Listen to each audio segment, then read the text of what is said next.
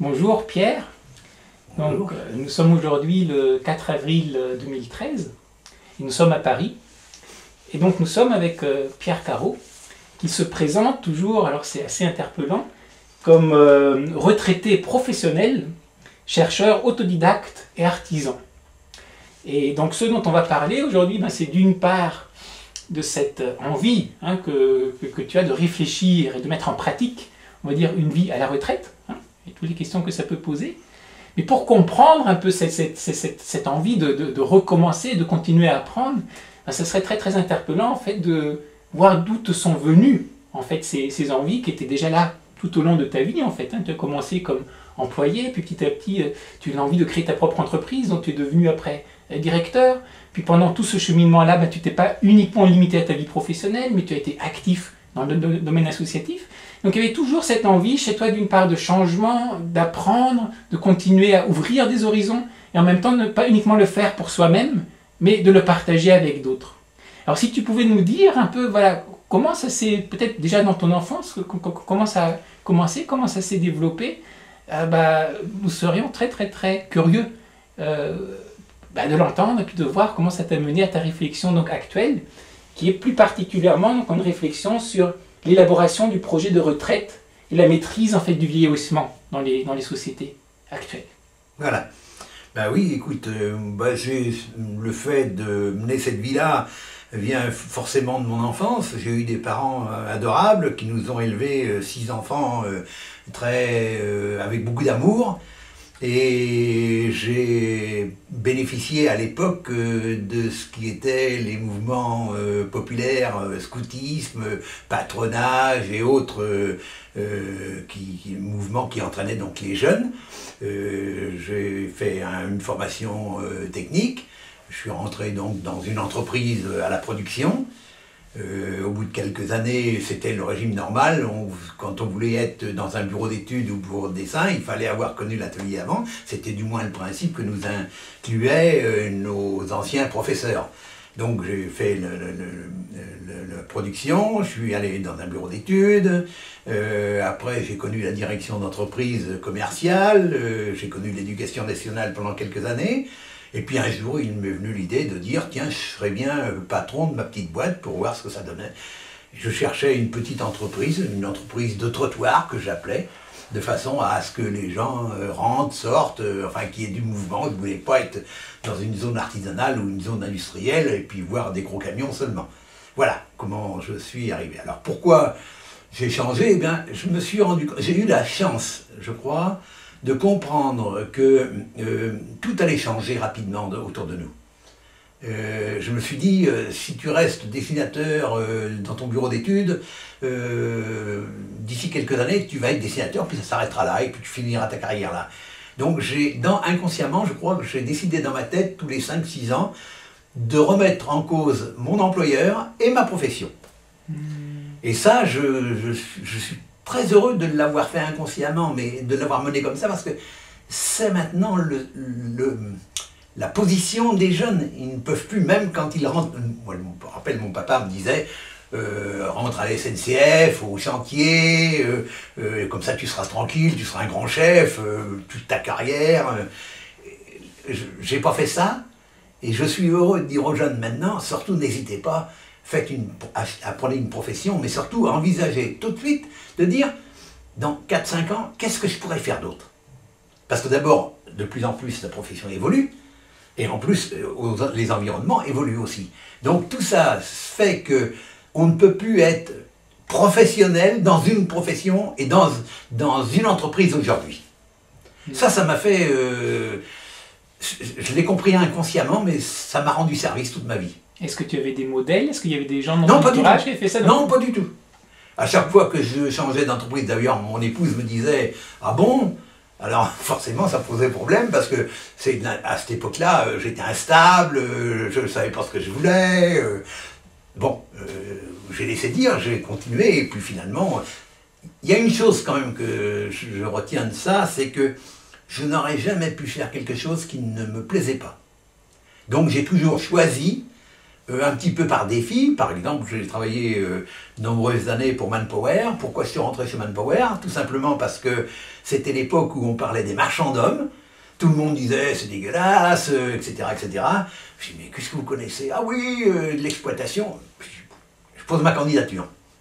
J'ai été reçu par Michael Grunelius à Paris, qui m'a dit bah écoutez donc parfait, commencez donc. Tout était ouvert et je me suis retrouvé comme ça.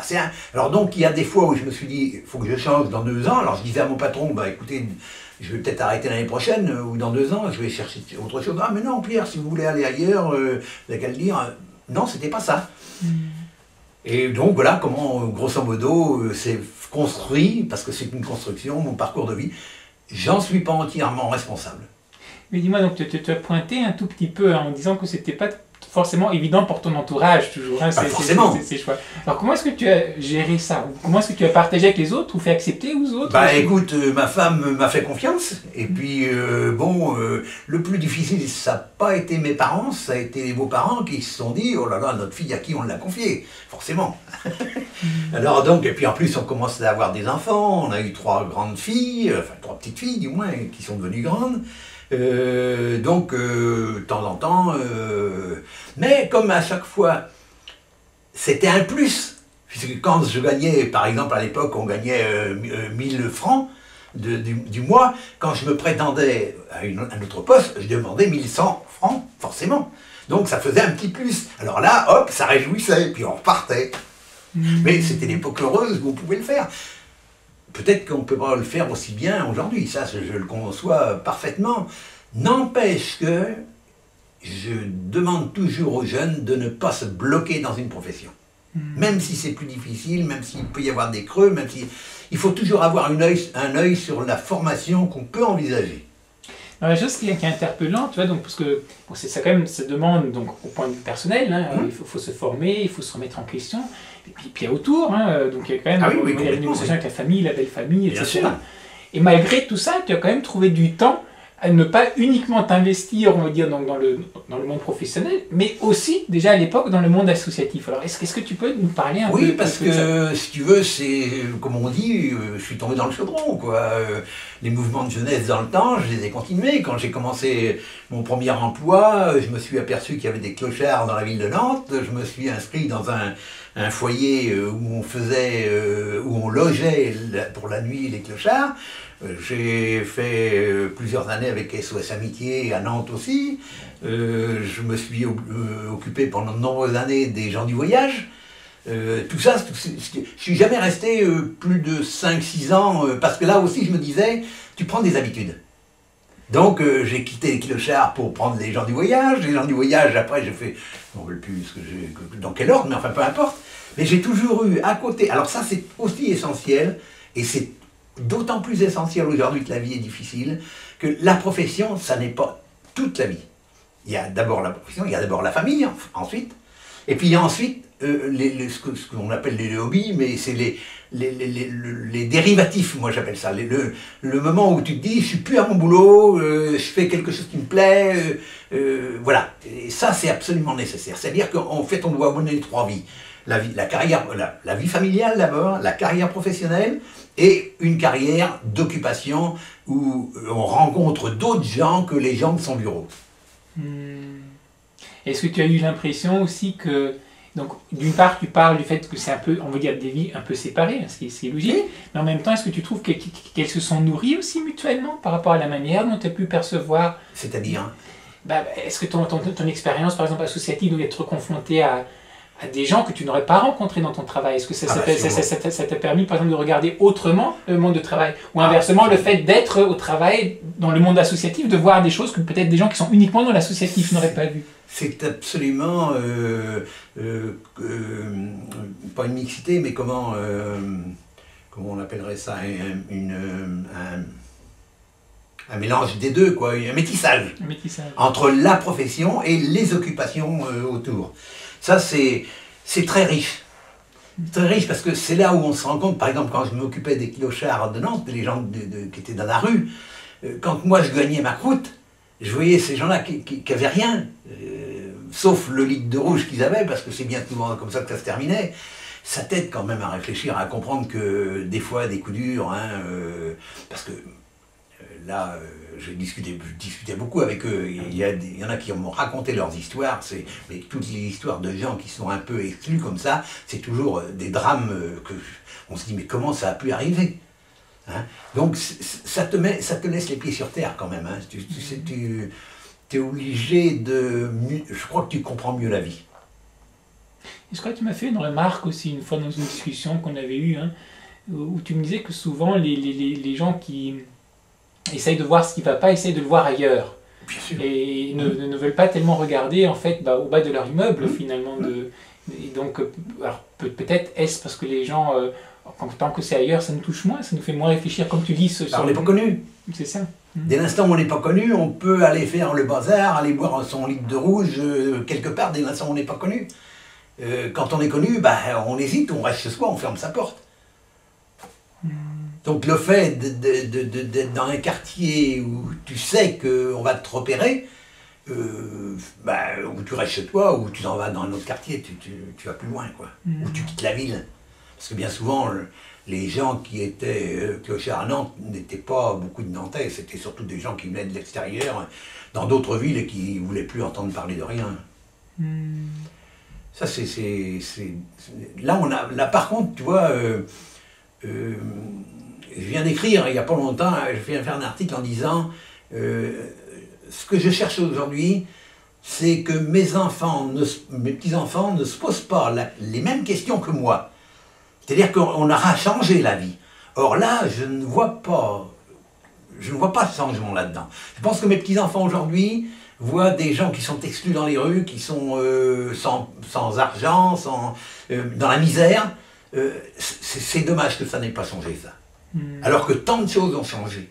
Et qu'il faudrait, je pense, peu de choses pour que tout aille mieux.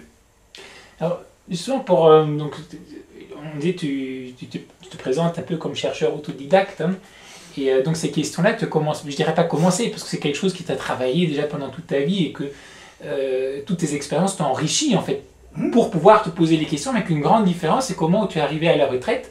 Tout d'un coup, tu te dis que tu avais un peu ce statut un peu privilégié, dans le sens que tu n'avais plus de compte à rendre, voilà, tu avais ta petite pension, donc qui te permettait d'être tranquille par rapport à ça. Donc la première chose que tu fais, c'est que tu t'es inscrit à l'université pour suivre donc, ces deux formations, hein, donc une sur l'éducation à la santé, DU d'éducation à la santé, un DU droit, éthique et société. Voilà. Parce que je me suis posé quelques années, enfin 2 ou 3 ans, comme je le faisais tout le temps, 2 ou 3 ans avant mes 60 ans, même pas mes 58 ans, puisque j'avais mes annuités. Moi, je ne cherchais pas à prolonger ma carrière pour avoir davantage de revenus. Je me disais, bon, j'ai fait mes 40 ans, j'ai droit à ma retraite, je vais en profiter. Qu'est-ce que je vais faire des 40 ans prochains? Et en me disant ça, je me suis dit, je ne peux pas ne pas y réfléchir, donc il faut que je me fasse aider. Et pour moi, l'aide, quand on cherche quelque chose, c'est forcément l'école, en l'occurrence l'université. Je suis allé à l'université du 3e âge, je suis parti en courant. Moi, je ne voulais pas apprendre l'anglais pour aller faire des voyages, je ne voulais pas apprendre l'allemand ou la musique. Non, je voulais vraiment construire ce que j'ai appelé, moi, un projet de vie. C'est-à-dire me dire, c'est une nouvelle étape dans ma vie, une possibilité d'une nouvelle carrière, et donc d'un nouveau métier. C'est pour ça que je tiens beaucoup à l'appellation retraité professionnel, plutôt que professionnel retraité. Le professionnel retraité, il part en retraite avec ses acquis, puis il s'occupe, il fait... L'autre, il est professionnel, il est retraité, et il devient nouveau professionnel, en se disant, qu'est-ce que je vais faire des acquis, de mes expériences, de savoir-faire, de savoir-être, etc. Plus ce que j'ajoute, parce que justement, je suis en recherche d'un projet de vie. Et à partir de ce moment-là, j'ai donc décidé d'être... Alors, il fallait que je présente un mémoire pour ces 2 examens-là. J'ai présenté un mémoire sur le rôle et la place du retraité dans la société. Qui m'ont dit, oh, c'est formidable, ça, c'est très bien. Un sujet qui était, à l'époque, pas beaucoup traité. Et donc... et puis, je me suis rendu compte, très peu de temps après, enfin, au 2e mémoire, j'ai changé parce que je me suis rendu compte que de l'enfance dépendait l'éducation qu'on recevait, une partie du moins. De la part d'éducation dépendait aussi la part de la carrière professionnelle qu'on allait faire. La carrière professionnelle déterminait en partie la retraite qu'on allait avoir, et la retraite telle qu'on concevait allait déterminer le temps et les états de la vieillesse. Cette chaîne-là, je l'ai remontée. Je me suis dit, bon, qu'est-ce que je fais là? Et je me suis dit, ah ben, il faut que je cherche. Alors je me suis dit, ben, chercheur, oui, pourquoi pas. Pour vexer personne, j'ai mis autodidacte, comme ça, ça passe partout. Et j'ai rajouté artisan. Justement parce que je veux que mes réflexions soient utilisées sur le terrain. C'est-à-dire que quand j'ai une idée de quelque chose qui pourrait arranger, eh bien je me dis, tiens, je vais faire quelque chose qui va être sur le terrain avec des gens que je connais ou que je ne connais pas, et je vais essayer de voir ce que ça donne. C'est pour ça que je tiens beaucoup au petit mot artisan. Alors peut-être avant de revenir à l'artisan, ça c'est un aspect très important que j'aimerais qu'on explore un peu plus en détail. Mais alors une question, parce que bon, moi l'université de 3e âge, là ça ne m'intéressait pas, moi je voulais entre guillemets la vraie là pour... C'est pas forcément la vraie, c'est un projet. On se comprend, voilà, par rapport à... Voilà. Comme un jeune... Je voulais une profession. Voilà. Alors, question, alors tu as dû vivre un peu une expérience aussi intergénérationnelle, puisque probablement la plupart des autres étudiants n'avaient pas ton âge. Absolument. C'est très dynamique. Et là, donc, tu as pu avoir comme ça des échanges avec... Beaucoup, oui. Parce qu'ils étaient tous... Enfin, j'étais forcément le plus âgé, et tout le monde disait « Ah Pierre, qu'est-ce que tu en penses? Ah Pierre, qu'est-ce que tu fais ?» Non, mais c'était... Et puis moi, j'avais quand même 40 ans d'expérience professionnelle à amener sur la table en disant bah, « J'ai fait ci, j'ai fait ça, ça a marché, ça a loupé, j'aurais pas dû, etc. etc. » Et non, c'était très bien ça. Et donc tu dis ça, donc cette expérience-là, tu dis aussi que toi, ça t'a poussé finalement à faire le retour en arrière par rapport à toute la vie, hein, bien sûr. Le cheminement de vie. Alors par rapport à la manière dont tu poses maintenant les questions, donc, parce que donc, la question, alors ça c'est une nouvelle question, c'est de dire, oui, ben maintenant on arrive à la retraite, on peut avoir parfois encore 30 ans ou 40 ans de vie, donc c'est assez inédit. Hein, c'est jamais vu. On n'a pas d'histoire. On n'a pas d'histoire d'une société où on peut espérer 20, 30, 40 ans de vie. On va avoir, je connais des gens depuis, j'ai fait une centaine d'enquêtes pour mener mes mémoires là, je connais des gens qui ont plus de temps de retraite que de temps de carrière actuellement. Un instituteur qui partait à 55 ans par exemple, à 100 ans il n'est pas mort. Tu vois, les officiers qu'on fait certains déplacements, etc., ont leur retraite à 45 ans, 50 ans, ils ont encore 50 ans à vivre. Donc c'est la première, on n'a pas de société comme ça. On n'a pas de société où tu rencontres dans une maison de retraite le père et le fils. Il n'y a que maintenant qu'on voit ça. C'est quand même des choses qui devraient nous pousser à nous dire mais attends, qu'est-ce que c'est que cette société-là? Il faut quand même y penser autrement que de dire ben on attend, on va bien voir. Et donc pour toi, si je comprends bien, donc cette question ne se pose pas uniquement donc pour ceux qui ont déjà l'âge de la retraite, mais elle se pose donc dès le départ. Absolument. Absolument. Je crois que, je viens de le dire cet après-midi encore, je crois que le gros problème de société aujourd'hui, c'est de comprendre que rien, dans aucun État, aucun gouvernement ne peut rien faire sans savoir que la population va augmenter et qu'elle va devenir de plus en plus vieille. Ces deux choses-là, même si ça ne va pas durer, les gens disent ça va s'arrêter, peut-être, mais pour les 3 ou 4 prochaines décennies, c'est au moins vrai.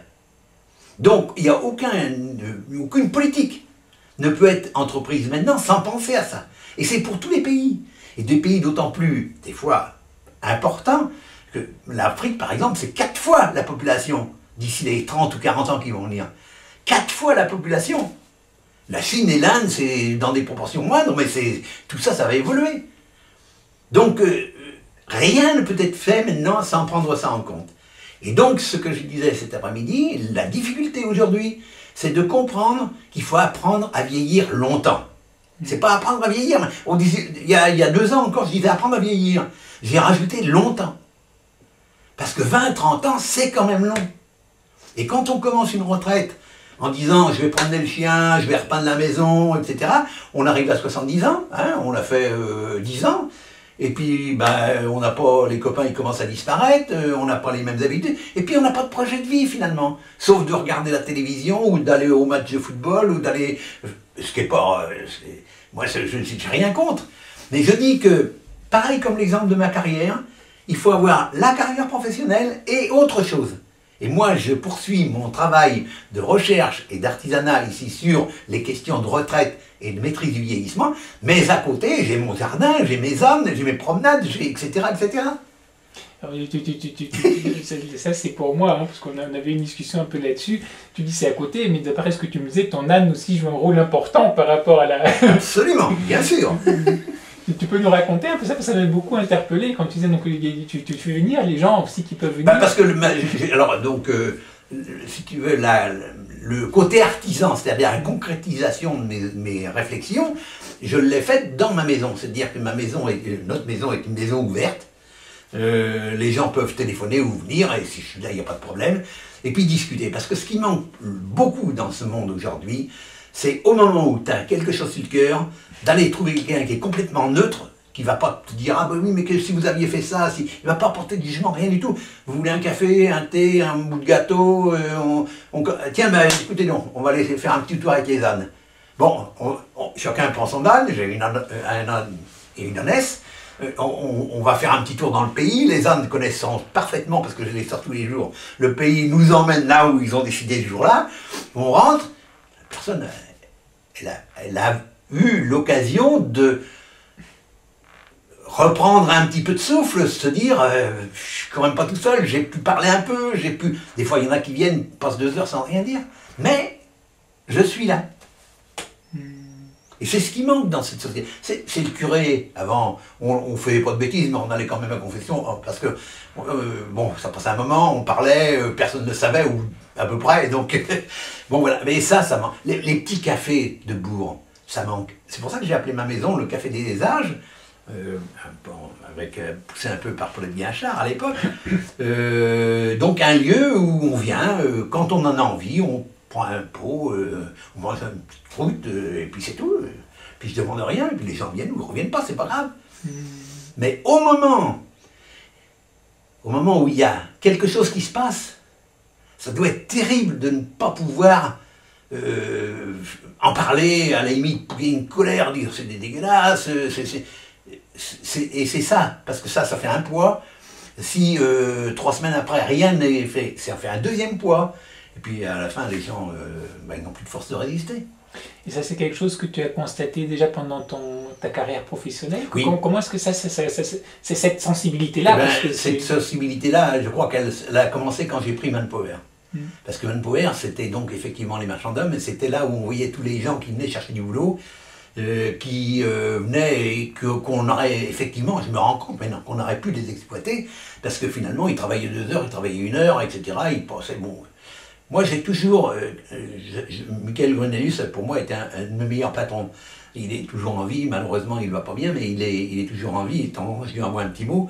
Et Michael Grenelius disait les intérimaires, ce sont des salariés à part entière. Manpower a été le premier à signer une convention avec la CGT, tu vois, hein, à l'époque. Hein.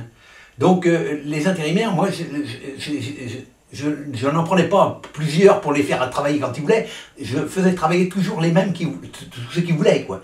Si bien qu'il y a 1 an, un jour, ma voisine m'envoie un mail, et puis je vois un nom.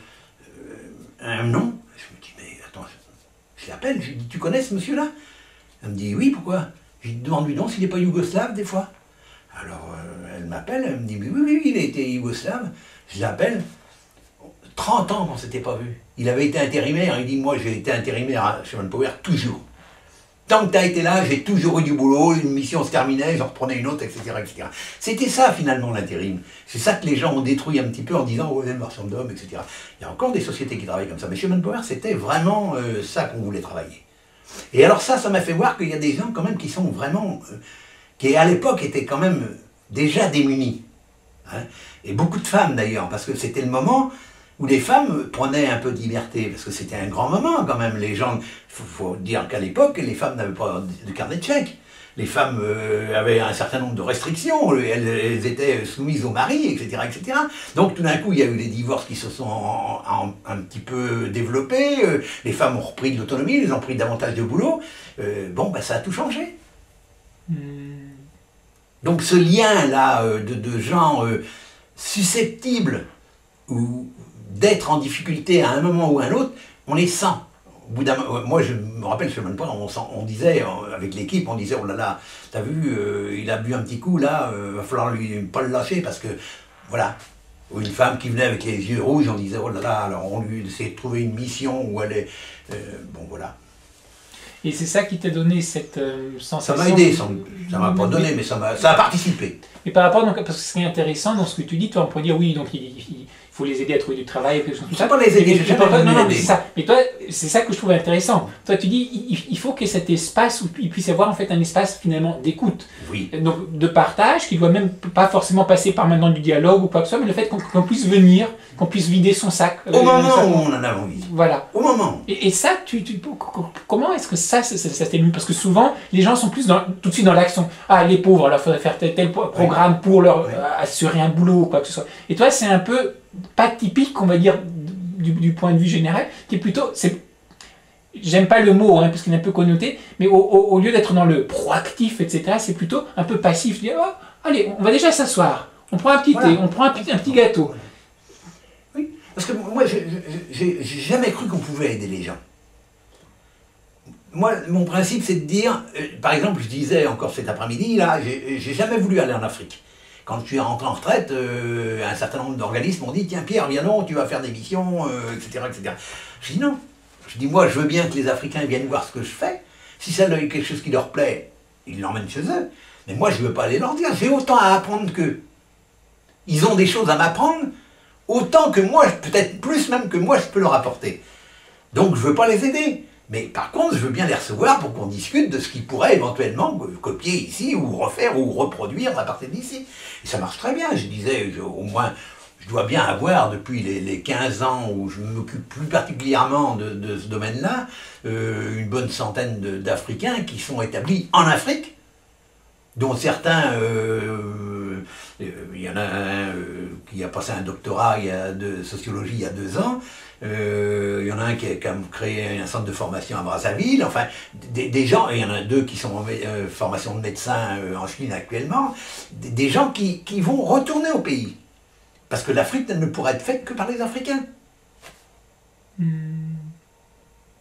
aussi quelque chose de très beau qu'est cette idée, enfin finalement peut-être qui est aussi un peu un des fils rouges de ta vie, c'est celui de l'apprentissage permanent. Complètement. Donc même dans les activités qu'on fait avec les autres de partage, ça reste des activités d'apprentissage et pas des activités, on va dire, de prêcher. Oui, bien sûr. Bien sûr. Non, bien sûr. Et c'est dans ce cadre-là donc que s'est développé aussi donc une de tes activités qui est celui de... Alors, je sais plus des ateliers d'écriture. Voilà, et d'expression, je crois. Donc il y a aussi un peu de théâtre dedans, etc. Voilà. Donc, pour toujours revenir, concrétiser les réflexions qu'ils avaient, un jour dans la commune, des gens qui me disent, j'avais fait une formation avec Claire Hébert-Suffren qui a créé les mouvements des réseaux d'échange réciproque de savoir à Ivry il y a 30 ans maintenant de ça. Donc un jour dans la commune, j'avais, quand j'ai fait les 4 années d'université, là, je travaillais dans un quartier difficile de Nantes, le soir ou dans la journée, pour faire visiter le quartier, parler, etc., il y avait des petits cafés aussi, etc. Et puis là, dans la commune, un jour, une personne me dit « Ah, il y avait un atelier d'écriture avant, c'était bien. » Je dis « Faites-en un. » « Ah non, moi je dis bon, écoutez, je vais vous aider, si vous voulez, moi je sais, à peu près, je vais vous faire voir comment, moi je fais. Ah, alors maintenant j'ai plus de 40 participants sur 3 groupes, de 14 à 94 ans. Et la personne qui a 94 ans, ce jour-là, elle vient de 10h à 16h, et elle ne fait pas sa sieste. Elle emmène son casse-croûte avec nous, et elle casse la croûte. Alors on lui dit, ben écoute, Yvon, repose-toi un peu. Non. Donc voilà, alors bon, j'ai appelé ça atelier d'écriture et d'expression parce que les gens, quand on se quitte, disent qu'est-ce qu'on va traiter la fois prochaine. Donc c'est quoi? C'est par thème? Donc juste voilà. Pour expliquer alors il me dit, comment, ben, par exemple là, tu vois, ils ont parlé la fois dernière de la gourmandise. Bon ben moi je prépare un petit document sur la gourmandise avec quelques petites questions, un petit peu des histoires ou des petits bouts de romans, mais toujours une petite partie de littérature. Et dans la gourmandise, il y a eu des livres merveilleux. Donc, et voilà, alors donc moi je leur donne la base, on lit, on a un petit exercice, on lit chacun l'exercice, on ne discute pas c'est bien, c'est mal, etc. Chacun lit comme il veut. Et puis on fait la journée comme ça. Alors là, tu vois, la fois dernière, demain, je vais traiter à Paris avec un groupe de 16 personnes comment on vivra en 2030-2050. Tu vois, parce que ça a été une demande de Nantes et à Paris ils ont dit bah, ça nous intéresse. Tu vois, donc on va, alors je vais faire des photocopies pour les documents, on va en discuter. Il va y avoir une petite partie littérature parce que je viens de lire comment il s'appelle Planquette ou un truc comme ça, les 101 raisons d'être heureux pour nos petits enfants, enfin un petit truc comme ça. Alors tu vois, j'ai quand même quelques bases de littérature que j'inclus dans ces ateliers-là pour inciter les gens à acheter les livres ou les prendre à la médiathèque en même temps, parce que c'est ça qui est important aussi. Et puis en revenir la fois d'après en disant, tu sais Pierre, alors il y a beaucoup aussi qui m'envoient un mail dans la semaine en disant, tu sais Pierre, t'as dit que... J'ai dit oui, mais tu as le droit de ne pas être d'accord. Hein. Et maintenant les gens le savent très bien et ça marche très bien. J'ai donc parmi ces 40 personnes, un handicapé mental, il a 33 ans. Et son directeur de centre, il n'y a pas longtemps, me disait, écoutez, Pierre, 2 jours avant, il s'appelle Pierre aussi, Pierre, 2 jours avant la date de l'atelier, il dit, ah, c'est demain que je vais voir Pierre, c'est demain que je... Donc voilà.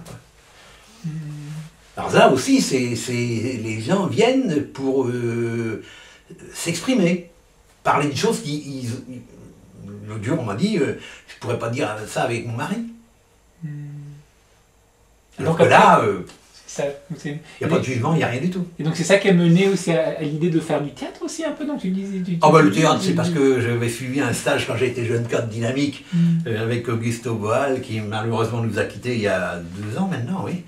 Et sur les théâtres de rue, théâtre d'expression, et là, donc, de temps en temps, je m'amuse...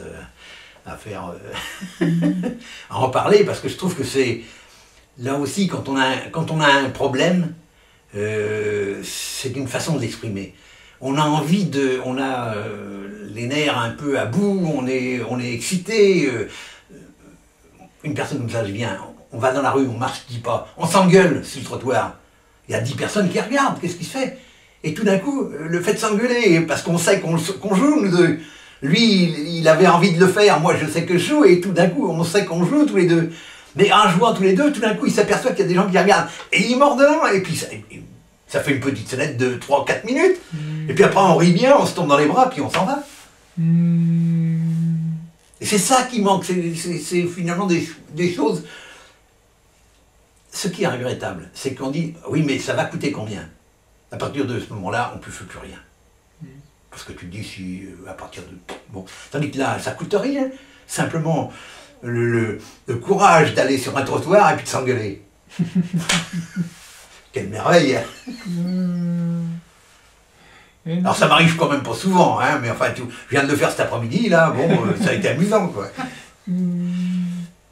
Alors, repassons maintenant, donc on va dire de ce côté. C'est un peu brouillon ce que je fais. Non, c'est extraordinaire, parce que enfin, quand je t'écoute, hein, je suis un peu ce que tu fais, mais là en t'écoutant, je me suis dit, mais quelle énergie aussi de faire toutes ces choses. Non, c'est pas une question d'énergie, ça me plaît. Oui, c'est ça. À partir du moment où ça te plaît, disons, y a pas je dis peut-être aussi énergie dans le sens, parce que ce qui est interpellant, bon, tu dis, bon, ça te plaît, mais il y a des gens qui font, on va dire, une chose qui leur plaît, qui est assez facilement identifiable, tu vois. Ah oui. Que toi, quand je vois ce qu'il y a derrière. Je suis curieux de tout. Voilà. Mais quand on regarde le côté curieux, ok, bon ça c'est peut-être le commun, mais de tout. Alors tu es là-dedans, tu es là-dedans, tu es là-dedans, tu es là-dedans, alors on se dit, oulala, tu sais, quelle multiplicité de vie finalement tu mènes en même temps. Mais alors justement, donc là, bon, c'est bien c'est un petit peu le fait de se lancer des défis aussi. Tu vois, dans la commune, tous les ans, il y a une journée des peintres amateurs ou des, je sais pas quoi, amateurs. J'y participe toujours. Tu vois, parce que je fais mon petit dessin, je fais mon petit crevard, je fais mon petit... puis tout le monde est content. C'est jamais le même que les autres parce que ça change à chaque fois. J'en ai à la maison, quand j'ai présenté ça, ils m'ont dit, oh là là. Et puis finalement, les gens disent, ah, c'est pas mal. Ça change. Et donc toutes ces différentes expériences, bon, ça fait quelques années maintenant donc, hein, et pas uniquement tout seul, mais c'est différentes fondations, tu travailles. Non, mais c'est encore pour une bonne vingtaine, trentaine d'années là. Hein. mais disons, le temps où tu as commencé à explicitement donc réfléchir, on va dire, au changement de vie que peut être une retraite, mais j'insiste là-dessus, de manière individuelle et collective. En quoi est-ce que donc depuis le moment où tu as commencé à te poser cette question-là, donc avec ta propre retraite finalement, quand ça a commencé à arriver, comment est-ce que tout ce que tu as pu faire depuis, que ce soit donc du côté artisanal, que ce soit du côté, donc, quand tu travailles avec les différents réseaux, avec les fondations même, etc., que ce soit par rapport à tes lectures, qu'est-ce qui a commencé à, on va dire, à émerger? Je ne dis pas que maintenant c'est la vérité finale sur la question, mais en quoi est-ce que la manière dont tu as posé les questions au départ se sont peut-être transformées, se sont enrichies, et quelles sont un peu les perspectives que tu entrevois? Alors, ce que je voudrais mener aujourd'hui, c'est une réflexion sur la façon d'apprendre aujourd'hui, par exemple. On ne peut pas entrer en retraite, et on en revient encore là aux offres qui sont faites diversifiées, on ne peut plus rentrer en retraite et apprendre comme on a appris quand on était au lycée, au collège, etc. Il y a une part d'expérience, d'émotion, qui t'emplissent la tête et le cœur, qui font que apprendre, ça n'a plus la même signification que d'apprendre une règle ou des choses comme ça. C'est plus ça. Maintenant, je crois que ce qu'il faut essayer de défendre, c'est l'apprentissage à la critique constructive. C'est-à-dire que, moi je disais avec mes petits-enfants, je m'amuse beaucoup parce que je leur disais toujours, pourquoi, comme le corbeau sur l'arbre. Alors ils me disaient, vous disiez Pépé, bah, tu viens de me dire ça, pourquoi? Alors, ça les obligeait à dire, bah parce que tu vois, et c'est ce qu'on devrait faire maintenant quand on apprend quelque chose. Moi, je me prétends autodidacte. Pourquoi? Parce que j'ai pris des livres, je suis allé voir des gens, j'ai emmerdé, il n'y a pas d'autre mot, hein. Des gens comme André Jourdan, avec lequel j'ai beaucoup travaillé, que je travaille de temps en temps aussi, d'ailleurs, parce que lui aussi, il est en retraite maintenant, mais qui a été un grand chercheur, docteur en sciences de l'éducation, etc. Et plusieurs d'autres, d'ailleurs, Jacques Orsoni en Corse, etc. Des gens à qui j'envoie 15 lignes, 20 lignes en leur disant « Tiens, dis-moi donc ce que tu en penses avant que je l'envoie plus loin, etc. » Il faut apprendre en se disant « Qu'est-ce qui me manque ?» Mais ce « qu'est-ce qui me manque » là ne peut être apporté que par l'échange avec d'autres. Le livre ne suffit plus. La télé, les outils informatiques ne sont que des outils qu'il faut savoir maîtriser, tout pareil comme la vieillesse, parce que là aussi tu risques d'être handicapé. Un jour tu n'as plus d'ordinateur, tu ne sais plus quoi faire. Et ça, alors c'est vraiment dommage. C'est-à-dire qu'il faut travailler avec l'ordinateur, mais se dire un jour, tiens, aujourd'hui je ne le prends pas et j'écris. Et ça, eh ben, c'est pas facile. C'est pas facile.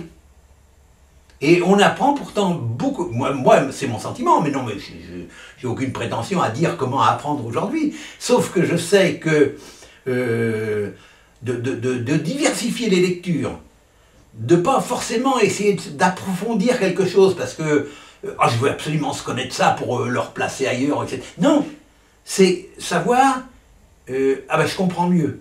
Lire un journal aujourd'hui, c'est pratiquement impossible pour beaucoup de gens. Tu as des informations, des fois c'est difficile à comprendre. Tu prends un autre journal, c'est pas expliqué de la même façon, etc. Je trouve que la presse, aujourd'hui, ne remplit pas son travail de formateur, si tu veux. Parce que, pour moi, le journal, c'est formateur. Or, je crois que la presse, aujourd'hui, ne remplit plus correctement ce rôle-là. Et ça, c'est vraiment dommage. Parce que c'est vraiment... Le journal, c'est ce qui coûte le moins cher. À la limite, tu le récupères au bureau de tabac. Là encore, les tabacs au coin, tu as un coup de blues, tu lis le journal ou tu fais semblant de le lire. C'est toujours pareil. Tu vois? Est-ce que j'ai répondu à peu près à ta question? Tout à fait. Donc je vois vraiment la notion vraiment d'apprentissage, d'ouverture, de critique, en fait, qui est extrêmement importante pour toi. Et alors, tu faisais référence tout à l'heure, donc tu fais un peu l'empêcheur de penser en rond là, de tes petits-enfants. Hein, donc à travers tes petits-enfants, tu es aussi en contact, on va dire, avec ceux qui sont encore à l'école, qui sont en train d'apprendre, qui sont tout au départ de leur apprentissage. Et comme on disait tout à l'heure au début de l'interview, hein, finalement, la retraite ou la préparation à la retraite, en même temps, ça commence déjà, on dirait même en maternelle. Absolument. Alors, d'après ta perception à toi, qu'est-ce que tu penses de, peut-être en comparaison avec la manière dont toi tu étais à l'école, la manière dont tu vois maintenant tes petits-enfants qui sont à l'école, qu'est-ce que tu vois comme évolution, qu'est-ce que tu vois comme choses qui sont bien, ou qui sont des choses qui sont peut-être à remettre en question, ou à préparer autrement par rapport au genre de projet, donc on va dire d'apprentissage à vie et de vie, hein, dont tu parles. Ce qui est bien, ce sont quand même tous les progrès, l'informatique et tout ça que nos enfants ont maintenant, dont ils se servent d'une façon vraiment très simple. C'est extraordinaire. Sauf que là aussi, il faudra arriver à maîtriser. Je crois que le grand mot de la société aujourd'hui, c'est de maîtriser.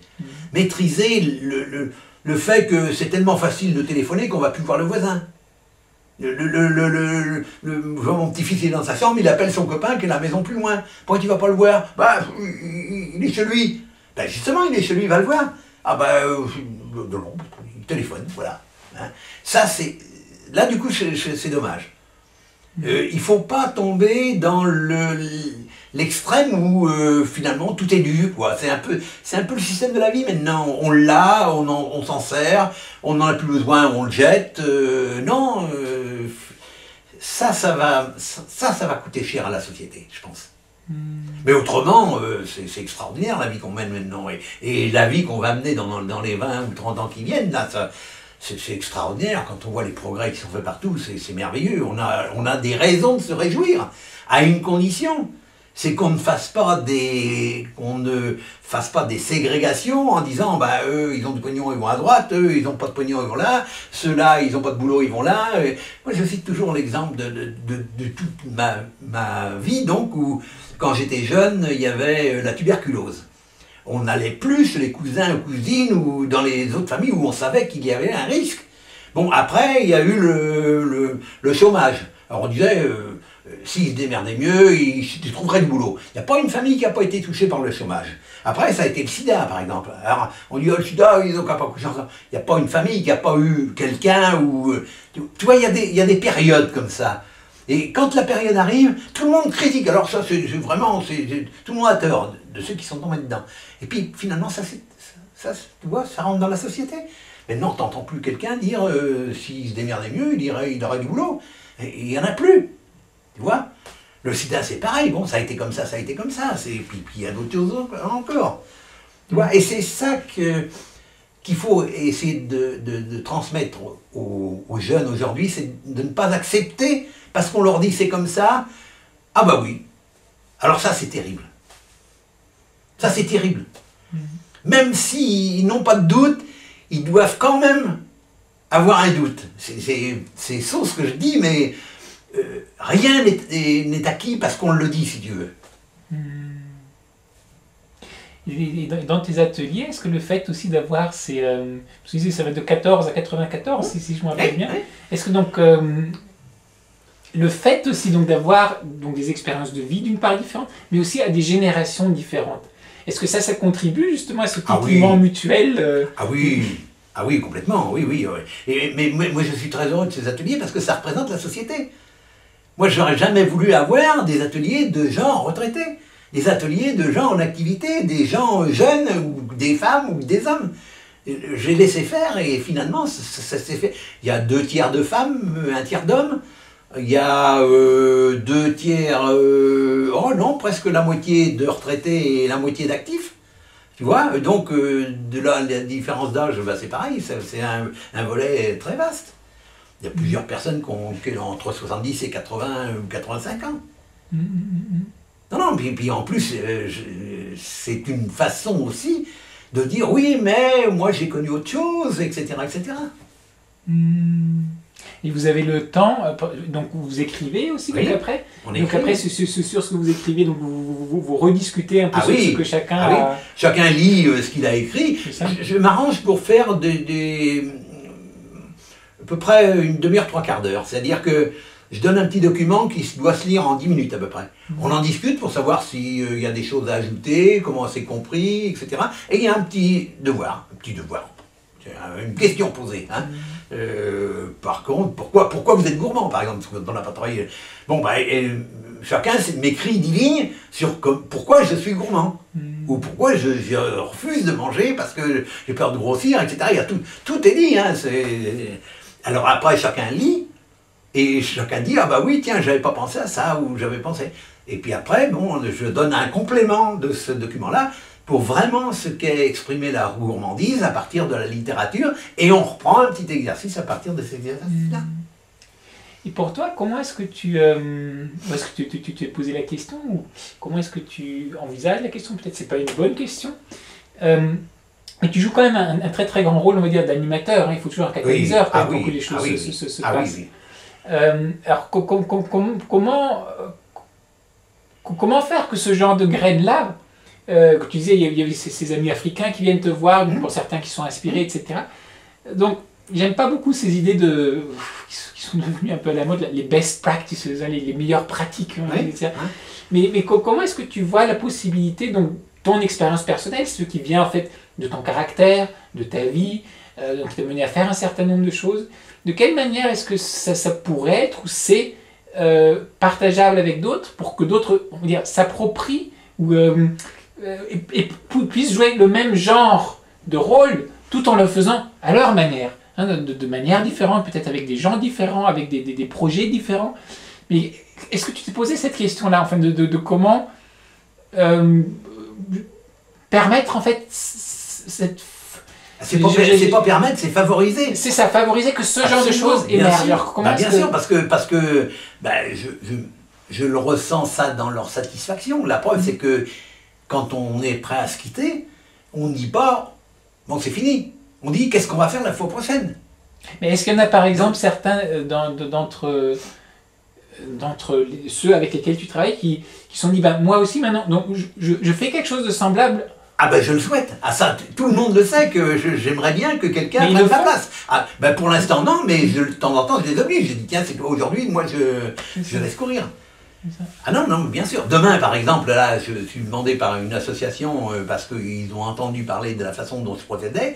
Il y a 15 personnes qui viennent pour voir comment elles pourraient pratiquer des ateliers d'écriture sur Paris en s'orientant un petit peu sur le fait que on vieillit tous, comment bien vieillir, comment travailler sur la vieillesse, comment, tu vois, c'est ce genre de trucs-là. C'est pour ça que j'ai choisi comme thème, comment vivrons-nous en 2030-2050. Et demain, on va travailler là-dessus et vraisemblablement, ça va... j'espère que ça va leur ouvrir quelques idées en disant il faut qu'on monte des ateliers et c'est elles ou eux qui vont les monter sur Paris. Oui, il y a un peu, on va dire, le paradoxe auquel tu es aussi à nouveau... Il y a deux paradoxes que je vois. Hein. Il y a, de manière générale, il y a un peu ce paradoxe entre, d'une part, pour être critique et pour être curieux, de balayer très large, hein, vraiment de se mettre aucune limite. Et puis en même temps, le problème, si on ne fait que ça, le fait qu'on n'approfondit plus, qu'on pense que tout est indu, puis on survole finalement, on devient un peu touriste sans approfondir, hein, pour dire comme ça. Mais ça, c'était un des aspects. Et puis le deuxième aspect qu'on a évoqué un tout petit peu et que indirectement tu pointes aussi maintenant, c'est le problème que si on veut quand même partager, hein, parce que là on parle de projet de société, hein, on n'est pas uniquement de manière individuelle, bon, il y a quelque chose, mais si collectivement on veut avoir un changement, il y a cette question, comment est-ce que ce genre d'expérience peut être favorisé, peut devenir reproductible?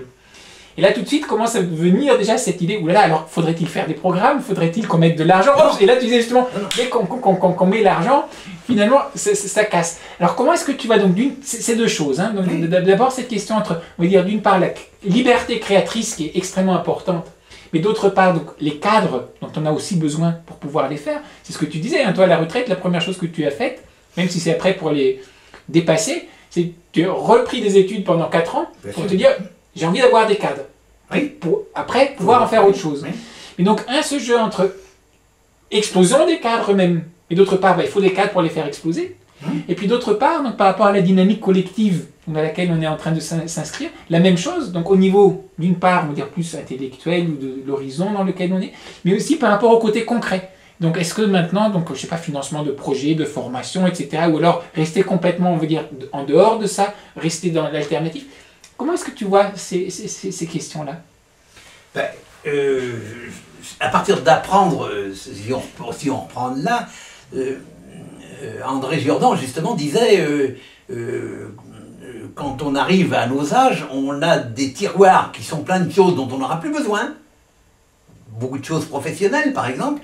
Et par contre, il y a des tiroirs qui sont vides encore, et d'autres qu'il faut complètement refaire.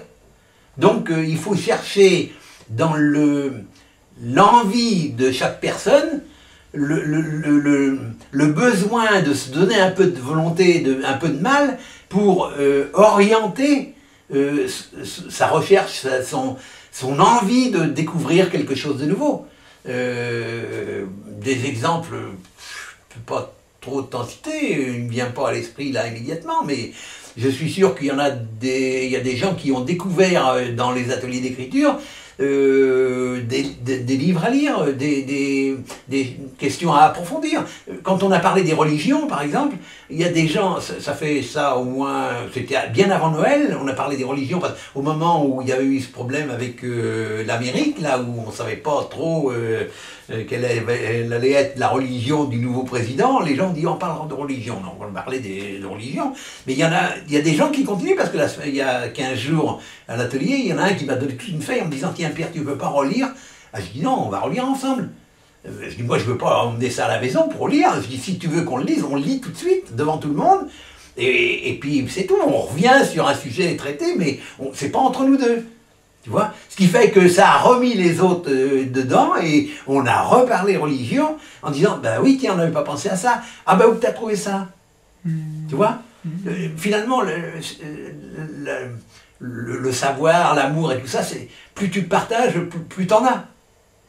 C'est la grande définition de Pierre en disant les choses, plus tu les partages, plus ça prend de volume, plus ça devient important, etc., etc. C'est ça, quoi. Tu sais quelque chose, toi, tu sais jamais tout, de toute façon. On ne sait jamais tout. On a un petit bout, puis quelqu'un t'amène un petit peu quelque chose. Et lui, il a profité de ce que tu lui as amené pour amener autre chose. Et ça continue comme ça. Mais on n'est pas forcé de tout savoir non plus. C'est complètement idiot de tout savoir. Il vaut mieux savoir un petit peu ce qu'on a besoin au moment, et puis le partager, pour savoir d'abord si ça correspond à une éventuelle échange. Parce que finalement, la vie, il faut échanger. La vie que pour soi, c'est bon, hein, c'est vite fait. Hein. La vie, elle est faite pour être partagée, discutée, etc., etc. C'est pas toujours facile. Pas toujours facile. Il y a des moments où, j'ai eu moi aussi, il ne faut pas dire que la vie a toujours été rose, hein, j'ai eu des coups durs. Il y a eu des fois où j'ai failli baisser les bras, hein. J'ai même baissé les bras, puis je me suis dit, bon, c'est pas dans mon caractère, donc on va recommencer, et puis on va continuer plus loin. Alors quel serait pour toi, parce que je regarde la montre, tu vois, avec le temps qui passe très très vite, c'est une très très belle interpellation au partage que tu nous lances, hein, qui permet justement le partage, qui permet aussi l'écoute et finalement la remise en question de soi-même permanente et l'apprentissage permanent. Avec plus ou moins de difficultés, mais c'est obligé. Et on l'accepte d'autant mieux que c'est pas imposé. C'est-à-dire que le changement que tu peux faire toi vient d'une discussion que tu as eue, que tu vas te rappeler 8-15 jours après, et qui va faire que ton attitude, ton sentiment des autres, ou ton action ou tes actions vont changer. Mais on ne peut pas imposer, surtout quand on a 75 ans, demain matin tu fais ça, ça ne marche plus. On a une grande chance quand on est retraité. On a une pension d'assuré, même si elle est mauvaise. On n'a plus de hiérarchie. On n'a plus de production obligée à faire. On n'a plus le risque d'être licencié. Si nos garçons aujourd'hui, nos filles, à 20 ans, à la fin de leurs études, partaient avec ces 4 éléments-là, ça changerait le monde du travail. Hein.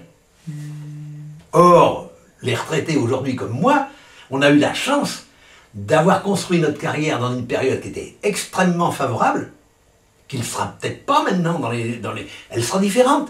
Elle sera encore, mais elle sera différente. Et je crois qu'on a une dette à rendre à la société qui nous a permis de mener nos carrières telles qu'on les a menées. Est-ce que tu aurais un petit mot à dire, donc peut-être en commençant par les retraités, hein, parce que c'est ceux que tu viens d'interpeller aussi maintenant par rapport à la dette qu'ils ont, mais aussi donc par rapport aux moyennement âgés ou jeunes, hein, et puis les plus jeunes qui commencent leur vie en ce moment. Quel serait le petit message, le partage que tu aimerais leur laisser? Et aussi, peut-être une chose qui m'a interpellé dans une société qui valorise beaucoup la jeunesse et surtout on ne veut pas vieillir, etc.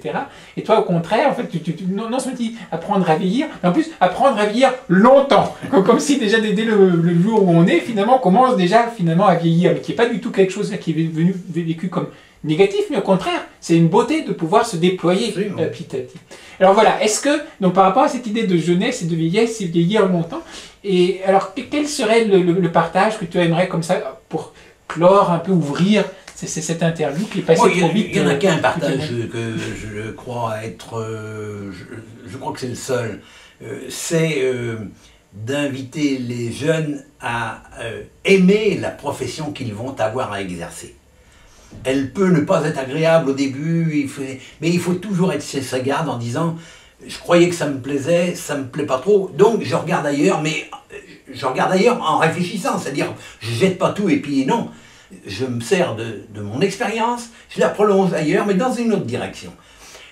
Un jeune, ou même plus âgé, qui est amoureux de son métier, il a 75% de sa vie ouverte devant lui. Quand on est, moi j'ai toujours adoré mes professions, je me suis éclaté. Je disais il n'y a pas longtemps encore, j'ai jamais travaillé. J'ai jamais travaillé parce que je partais le matin, j'étais toujours content. J'étais heureux d'aller à mon boulot. Et quand on arrive à avoir ça, ce qui ne m'a pas empêché de m'amuser, d'avoir une vie extérieure et tout, mais quand on arrive, et si on pouvait faire que l'enseignement aujourd'hui ne soit fait que dans le but d'apprendre à aimer, quelle que soit l'activité qu'on va faire, et surtout ne plus la bloquer pour la carrière. Maintenant, moi, nous, on pouvait le faire, mais surtout ne plus la bloquer pour 10 ans, tu feras ta carrière. Non, tu feras une partie de ta carrière. Et puis, ton métier va changer, il va y avoir d'autres machines, il va y avoir d'autres environnements, on va te demander de partir à l'autre bout du monde, donc sois prêt. C'est-à-dire, constamment, reste le professionnel. Le mot professionnel, ça a un sens. Et quel serait ce sens pour toi? Parce que tu disais retraité professionnel, donc dans le sens noble, le professionnel, pour toi, inventer sa profession.